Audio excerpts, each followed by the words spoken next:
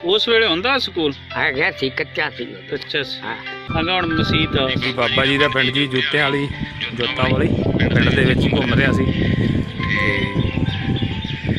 ਤੇ ਇਹ ਗਲੀ ਮੇਨ ਦੱਸਦੇ ਆ। ਉਦਣ ਵੀ ਸਾਰਾ ਪੱਕਾ ਹੈ ਕਿ ਕੱਚਾ ਉਦੋਂ ਆਹ ਕੱਚਾ ਸੀ, ਕੋਈ ਪੱਕਾ ਮਕਾਨ ਕੋਈ ਕਲੀਲ ਹਾਂ ਵਿੱਚ ਹਾਂ। ਪੱਕਾ ਜਿੱਥੇ ਸਾਡੇ ਅੱਗੇ ਜਿਹੜੀ ਮਸਜਿਦ ਬਣੋ ਆਂਦੀ ਹੈ ਨਾ ਚੜ੍ਹਦੇ ਲੰਘੇ ਬੰਨੇ ਗਲੀਏ ਹਾਂ ਉਹ ਮਸਜਿਦ ਤੋਂ ਆ ਕੇ ਆ ਅੱਗੇ ਮਸਜਿਦ ਤੋਂ ਜਾਂਦੀ ਹੈ ਨਾ। ਅੱਗੇ ਇੱਕ ਗਲੀ ਫਿਰ ਦੱਖਣ ਨੂੰ ਹੋ ਗਈ ਤੇ ਇੱਕ ਇੱਧਰ ਹੋ ਗਈ।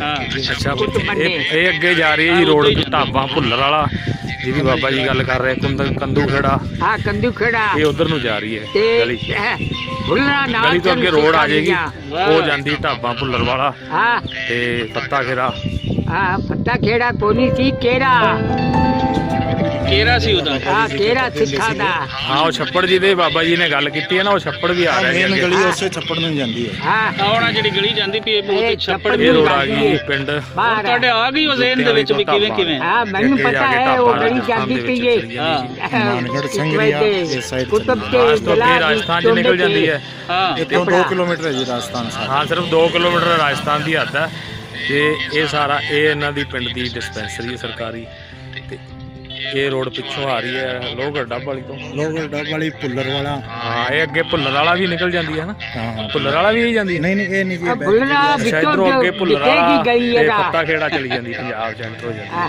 ਯਾਨੀ ਕਿ ਪਿੰਡ ਬਿਲਕੁਲ ਰਾਜਸਥਾਨ ਤੇ ਪੰਜਾਬ ਤੇ ਹਰਿਆਣੇ ਦੇ ਬਾਰਡਰ ਤੇ ਵਸਿਆ ਪਿੰਡ ਹੈ ਪਰ ਜੀ ਰਾਜਸਥਾਨ ਨੂੰ ਨਾਲ ਪਾਉਂਦਾ ਇਹ ਰਾਜਸਥਾਨ ਰਿਆਸਤ ਦੀ ਕਰੇ ਪਿੰਡ ਦੀ ਮੇਨ ਗਲੀ ਹੈ ਜਿਹੜੀ ਨਾਲ ਸੀ ਆਪਾਂ ਸਾਡੇ ਲੰਘ ਕੇ ਆਏ ਹਾਂ। ਅੱਜ ਦੀ ਕਹਾਣੀ ਉਸ ਇਨਸਾਨ ਦੀ ਹੈ ਜਿਸ ਦੀ ਕਹਾਣੀ ਕਿਸੇ ਨੇ ਸੁਣੀ ਔਰ ਪੰਜਾਬ ਦੀ ਕਹਾਣੀਆਂ ਦੇ ਵਿੱਚ ਪੰਜਾਬੀਆਂ ਦਾ ਜ਼ਿਕਰ ਘੱਟ ਹੀ ਸਾਨੂੰ ਮਿਲਦਾ ਹੈ ਕਿਉਂਕਿ ਅਸੀਂ ਆਪਣੀਆਂ ਕਹਾਣੀਆਂ ਸੁਣੀਆਂ ਹੀ ਨਹੀਂ, ਅਸੀਂ ਆਪਣੀ ਕਹਾਣੀਆਂ ਬਿਆਨੀਆਂ ਹੀ ਨਹੀਂ।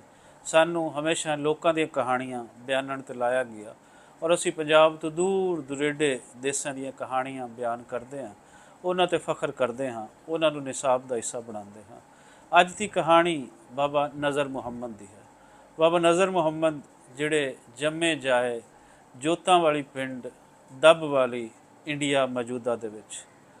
ਬਾਬਾ ਜੀ ਦੀ ਉਮਰ ਉਸ ਵੇਲੇ ਕੋਈ 24-25 ਸਾਲ ਸੀ ਜਦੋਂ ਪੰਜਾਬ ਤੇ ਪਾਰਟੀਸ਼ਨ ਵਾਪਰਦੀ ਹੈ। ਵੱਖੋ ਵੱਖ ਨਾਂ ਦਿੱਤੇ ਜਾਂਦੇ ਨੇ, ਕੋਈ ਉਹਨੂੰ ਲੋਟੀ ਦੇ ਨਾਮ ਦੇ ਨਾਲ ਦਿੰਦਾ ਹੈ, ਕੋਈ ਕਿਸੇ ਹੋਰ ਨਾਮ ਦੇ ਨਾਲ ਇਸ ਨੂੰ ਯਾਦ ਕਰਦਾ ਹੈ। ਲੇਕਿਨ ਉਸ ਵੇਲੇ ਦੇ ਨਾਲ ਪੰਜਾਬੀਆਂ ਤੇ ਜੋ ਜ਼ੁਲਮ ਕੀਤੇ ਗਏ, ਦੁਨੀਆ ਦੀ ਕਿਸੇ ਕੌਮ ਤੇ ਇੰਨਾ ਵੱਡਾ ਜ਼ੁਲਮ ਨਹੀਂ ਕੀਤਾ ਗਿਆ। ਕਰੋੜਾਂ ਪੰਜਾਬੀ ਬੇਘਰ ਹੋਏ, ਲੱਖਾਂ ਧੀਆਂ ਦੀਆਂ ਇੱਜ਼ਤਾਂ ਲੁੱਟੀਆਂ ਗਈਆਂ ਤੇ ਲੱਖਾਂ ਬੱਚੇ ਆਪਣੇ ਮਾਪਿਆਂ ਤੋਂ ਦੂਰ ਹੋਏ, ਲੇਕਿਨ ਕਿਸੇ ਨੇ ਨਹੀਂ ਬਿਆਨ ਕੀਤਾ। ਉਸ ਬਰਾਡਰ ਲੈਵਲ ਤੇ ਇਸ ਨੂੰ ਰੋਣ ਦੀ ਲੋੜ ਸੀ।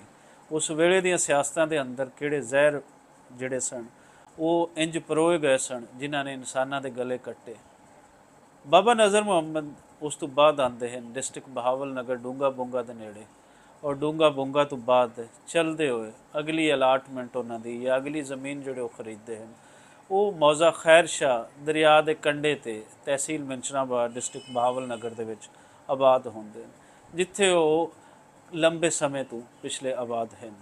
ਬਾਬਾ ਨਜ਼ਰ ਮੁਹੰਮਦ ਨਾਲ ਮੇਰੀ ਮੁਲਾਕਾਤ ਕੋਈ ਅੱਜ ਤੋਂ 4 ਸਾਲ ਪਹਿਲੇ ਹੁੰਦੀ ਹੈ। ਮੇਰੇ ਬਾਂਝੇ ਹਸਨ ਰਜ਼ਾ ਵੱਟੂ ਨੇ ਮੈਨੂੰ ਉਹਨਾਂ ਨਾਲ ਮਿਲਾਇਆ ਔਰ ਉਹਨਾਂ ਦੀ ਸਟੋਰੀ ਮੈਂ ਪੰਜਾਬੀ ਪ੍ਰਚਾਰ ਟੀਵੀ ਲਈ ਰਿਕਾਰਡ ਕੀਤੀ। ਉਸ ਵੇਲੇ ਬਾਬਾ ਜੀ ਦੀ ਉਮਰ ਕੋਈ 100 ਸਾਲ ਦੇ ਨੇੜੇ ਸੀ, ਲੇਕਿਨ ਮੈਨੂੰ ਉਸ ਵੇਲੇ ਬਾਬਾ ਜੀ ਨੂੰ ਸੁਣ ਕੇ ਹੈਰਾਨੀ ਹੋ ਰਹੀ ਸੀ ਕਿ ਬਾਬਾ ਜੀ ਨੂੰ ਜੋਤਾਂ ਵਾਲੀ ਦੀ ਇੱਕ ਇੱਕ ਗਲੀ ਯਾਦ ਸੀ।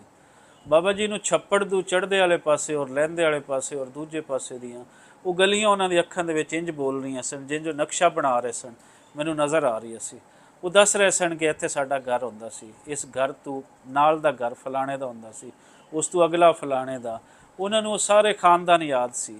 ਮੈਂ ਜਦੋਂ ਉਹਨਾਂ ਤੋਂ ਸਿੱਖਾਂ ਹਿੰਦੂਆਂ ਦੇ ਖਾਨਦਾਨਾਂ ਦੇ ਬਾਰੇ ਪੁੱਛਿਆ ਤੇ ਮੁਸਲਮਾਨਾਂ ਦੇ ਖਾਨਦਾਨਾਂ ਦੇ ਘਰਾਂ ਦੇ ਨਾਂ ਉਹਨਾਂ ਨੂੰ ਦੱਸਣ ਦੇ ਨਾਲ ਨਾਲ ਉਹ ਸਾਰੇ ਸਿੱਖਾਂ ਤੇ ਹਿੰਦੂਆਂ ਦੇ ਘਰ ਵੀ ਦੱਸੇ।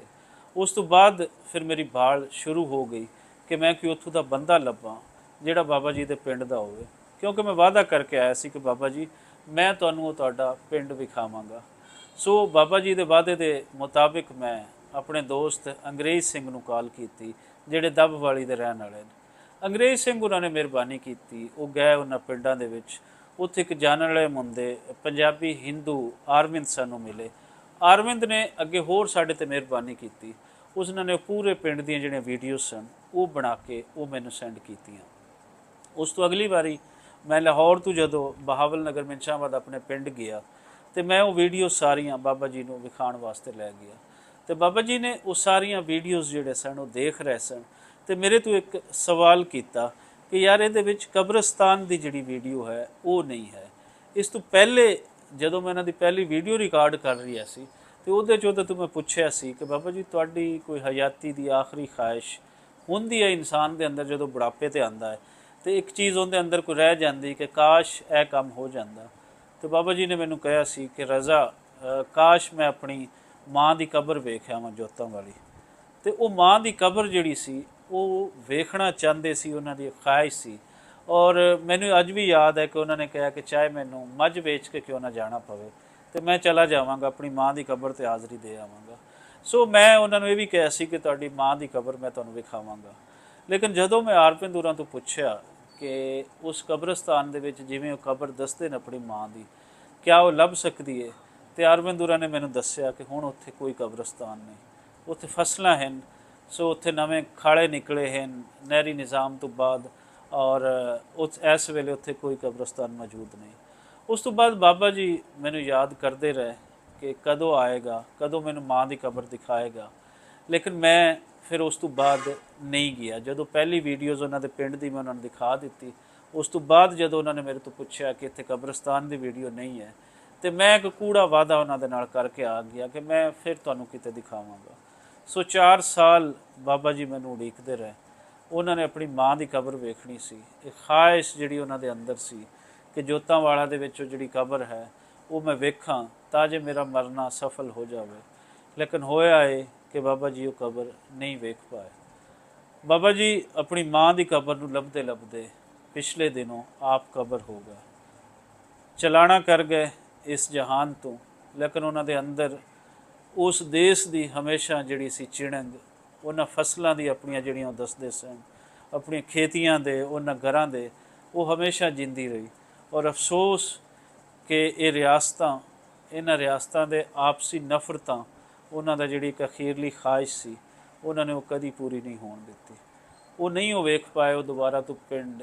100 ਸਾਲ ਦਾ ਬੰਦਾ ਦੋਨੋਂ ਰਿਆਸਤਾਂ ਵਾਸਤੇ ਕੀ ਖਤਰਨਾਕ ਹੋ ਸਕਦਾ ਹੈ, ਉਹਨੇ ਕੀ ਕਰ ਲੈਣਾ। ਸੋ ਕਈ ਐਗਰੀਮੈਂਟ ਵੀ ਹੋਏ ਕਿ 65 ਸਾਲਾਂ ਤੋਂ ਉੱਪਰ ਦੇ ਜਿਹੜੇ ਬਾਬੇ ਹਨ ਉਹ ਆਪਣੇ ਵੱਡਿਆਂ ਦੀਆਂ ਥਾਵਾਂ ਵੇਖ ਪਾਉਣਗੇ। ਲੇਕਿਨ ਅੱਜ ਤੱਕ ਉਸ ਐਗਰੀਮੈਂਟ 'ਤੇ ਕੋਈ ਅਮਲ ਨਹੀਂ ਹੋਇਆ। ਕਿੰਨੇ ਹੀ ਬਾਬੇ ਮੇਰੇ ਸਾਹਮਣੇ ਪਿਛਲੇ 10 ਸਾਲਾਂ ਦੇ ਵਿੱਚ ਆਪਣੇ ਪਿੰਡਾਂ ਨੂੰ ਯਾਦ ਕਰਦੇ ਕਰਦੇ ਚਲਾਣਾ ਕਰ ਗਏ। ਦਰਜਨਾਂ ਬਾਬੇ ਮੇਰੇ ਸਾਹਮਣੇ ਇਸ ਦੁਨੀਆ ਤੋਂ ਟੁਰ ਗਏ। ਉਹ ਮਾਵਾਂ ਜਿਹੜੀਆਂ ਨੇ ਆਪਣੇ ਪਿੰਡਾਂ ਦੇ ਵਿੱਚ ਜਿਹੜੇ ਪਿੱਛੇ ਉਹਨਾਂ ਦੇ ਜਿੱਥੇ ਜੰਮੀਆਂ ਸਨ, ਉਹਨਾਂ ਪਿੰਡਾਂ ਦੀਆਂ ਕਹਾਣੀਆਂ ਦੱਸਦੀਆਂ ਉਹ ਟੁਰ ਗਈਆਂ। ਲੇਕਿਨ ਨਾ ਬਦਲੀਆਂ ਤੇ ਇਹਨਾਂ ਦੋਨੋਂ ਮੁਲਕਾਂ ਦੀਆਂ ਸਿਆਸਤਾਂ ਬਦਲੀਆਂ ਔਰ ਨਾ ਇਹਨਾਂ ਦੇ ਅੰਦਰ ਜਿਹੜੀ ਇੱਕ ਪਲਦੀ ਹੋਈ ਨਫ਼ਰਤ ਹੈ। ਸੋ ਇਸ ਦਾ ਬਾਲਣ 47 ਦੇ ਵਿੱਚ ਵੀ ਕੌਣ ਬਣਿਆ? ਪੰਜਾਬੀ ਬਣੇ। ਔਰ ਤੜਪਦੇ ਵੀ ਕੌਣ ਮਰ ਰਹੇ? ਪੰਜਾਬੀ ਹੀ ਮਰ ਰਹੇ। ਸ਼ਾਇਦ ਕੋਈ ਦੋਨੋਂ ਰਿਆਸਤਾਂ ਦੇ ਕਰਤਾ ਧਰਤਾ ਵਿੱਚ ਇਹ ਗੱਲਾਂ ਸੁਣ ਪਾਵੇ ਤੇ ਉਹਨੂੰ ਇਹ ਸ਼ਾਇਦ ਅਸਰ ਹੋ ਪਾਵੇ ਕਿ ਕਿਸੇ ਵੀ ਖਿੱਤੇ ਦੇ ਇਨਸਾਨਾਂ ਦੇ ਨਾਲ ਇੰਨਾ ਬੁਰਾ ਸਲੂਕ ਨਹੀਂ ਕਰੀਦਾ ਜੋ ਤੁਸੀਂ ਪੰਜਾਬੀਆਂ ਨਾਲ ਕੀਤਾ।